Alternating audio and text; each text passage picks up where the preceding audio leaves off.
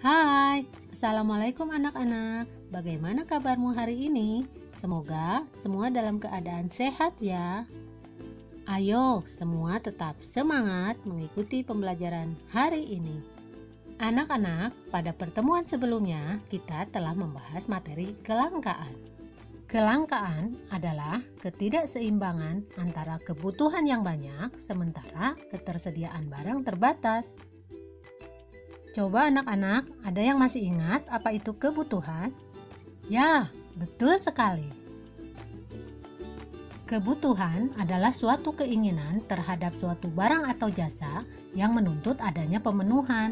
Apabila tidak dipenuhi, maka akan mempengaruhi kehidupan.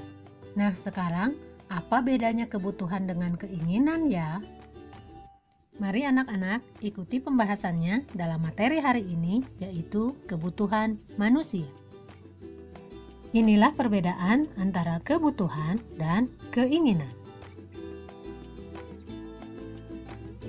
Keinginan adalah segala sesuatu, baik berupa barang maupun jasa, yang diinginkan manusia guna mencapai kepuasan yang dapat dipenuhi setelah kebutuhan terpenuhi. Anak-anak, tentu kalian mempunyai kebutuhan yang banyak. Bagaimana agar semua kebutuhan terpenuhi? Kalian harus menyusun skala prioritas. Skala prioritas disusun untuk mengetahui kebutuhan apa saja yang harus didahulukan. Skala prioritas juga menghindarkan seseorang dari kebutuhan yang tidak penting dan bersifat konsumtif. Nah anak-anak, sekarang mari kita lanjutkan membahas macam-macam kebutuhan manusia. Kebutuhan menurut intensitas atau tingkatannya dibagi menjadi kebutuhan primer atau kebutuhan pokok, kebutuhan sekunder atau tambahan, dan kebutuhan tersier atau kebutuhan barang mewah. Kebutuhan primer atau kebutuhan pokok adalah kebutuhan yang harus dipenuhi karena bila tidak dipenuhi akan mempengaruhi kelangsungan hidup. Contohnya, sandang, pangan, dan papan. Kebutuhan sekunder atau kebutuhan tambahan adalah kebutuhan yang dipenuhi setelah kebutuhan primer terpenuhi. Kebutuhan sekunder merupakan pelengkap dari kebutuhan primer. Contohnya, perabotan rumah tangga atau perlengkapan sekolah. Kebutuhan tersier atau kebutuhan barang mewah adalah kebutuhan yang dipenuhi setelah kebutuhan primer dan sekunder terpenuhi. Kebutuhan ini tidak mutlak harus dipenuhi, tetapi disesuaikan dengan kondisi keuangan dari masing-masing orang. Contohnya, rumah mewah, perhiasan, atau kapal pesiar. Yang kedua, kebutuhan menurut sifatnya terbagi menjadi kebutuhan jasmani dan kebutuhan rohani. Kebutuhan jasmani adalah kebutuhan yang bersifat memberi kepuasan pada badan atau jasmani. Contohnya, makanan dan minuman, dan olahraga.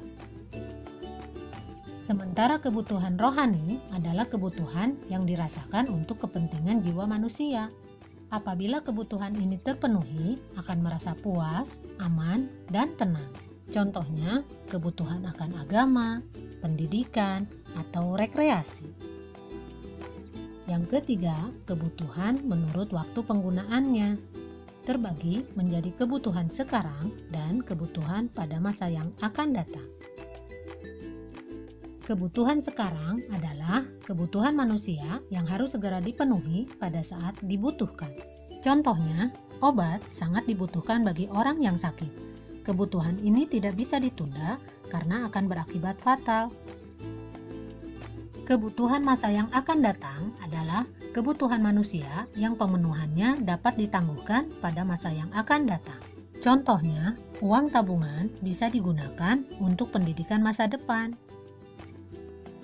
Selanjutnya, kebutuhan menurut subjek terbagi menjadi kebutuhan individual dan kebutuhan kelompok atau kolektif. Kebutuhan individual adalah kebutuhan yang berhubungan langsung dengan perorangan.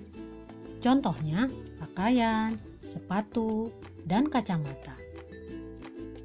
Sementara kebutuhan kelompok atau kolektif adalah kebutuhan yang dirasakan oleh sekelompok orang secara bersama-sama dan pemenuhannya juga dilakukan secara bersama-sama.